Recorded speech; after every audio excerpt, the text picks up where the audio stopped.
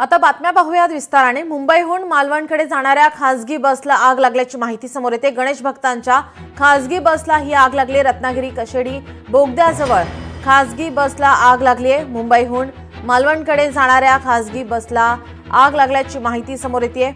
गणेश भक्तांच्या खासगी बसला आग लागली आहे। आगीत सुदैवाने कोणतीही जीवितहानी झाली नाही। खासगी बसचा टायर फुटल्याने आग लागल्याची माहिती। रत्नागिरी कशेडी बोगद्याजवळ खासगी बसला आग लागलेली आहे। कशेडी बोगद्याच्या मागे ही घटना घडली आहे। मुंबईहून मालवणकडे जाणाऱ्या खासगी बसला आग लागल्याची माहिती सध्या समोर येते। या आगीमध्ये सुदैवाने कोणतीही जीवितहानी नाही। गणेश भक्तांच्या या खासगी बसला आग लागली आहे। टायर फुटल्याने बसला आग लागल्याची माहिती आपण हे दृश्य पाहतोय। या ठिकाणी भीषण अशी आग। लोकशाही मराठीवरती ही एक्सक्लुझिव्ह दृश्य। रत्नागिरी कशेडी बोगद्याजवळ खासगी बसला आग लागलेली आहे। गणेश भक्तांना कोकणात घेऊन जाणाऱ्या या बसला आग लागल्याची माहिती। आपले प्रतिनिधी राहुल वर्धे आपल्यासोबत फोन लाईनवरून जोडलेत। राहुल, काय अधिकची माहिती?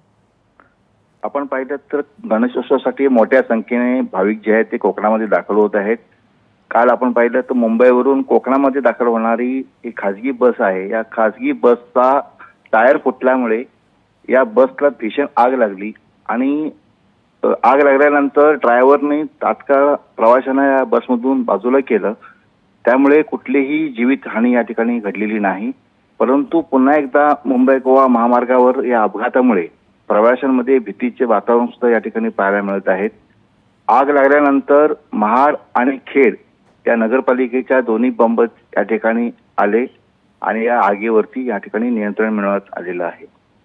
जी, आपण पाहतोय मोठ्या संख्येने या ठिकाणी आता नागरिक आता कोकणामध्ये जाताना पाहायला मिळतात। मात्र या ठिकाणी काही वाहतूक कोंडी झालेली आहे का, त्या संदर्भात काय माहिती आहे? जेव्हा या बसला आग लागली तेव्हा एकेरी वाहतूक बंद झाली होती 2 तास। त्यानंतर जेव्हा आगीवरती नियंत्रण मिळवण्यात आलं त्यानंतर ही वाहतूक पूर्ववत झालेली आहे। जी, धन्यवाद राहुल आपण दिलेल्या या माहितीसाठी। मुंबईहून मालवणकडे जाणाऱ्या खासगी बसला आग लागल्याची माहिती। मात्र या ठिकाणी चालकाने प्रसंगावधान राखत या ठिकाणी सर्व प्रवाशांना बाहेर काढलेलं आहे। सर्व सुखरूप आहेत, कोणतीही जीवितहानी झालेली नाही। रत्नागिरी कशेडी बोगद्याजवळ ही घटना घडली आहे।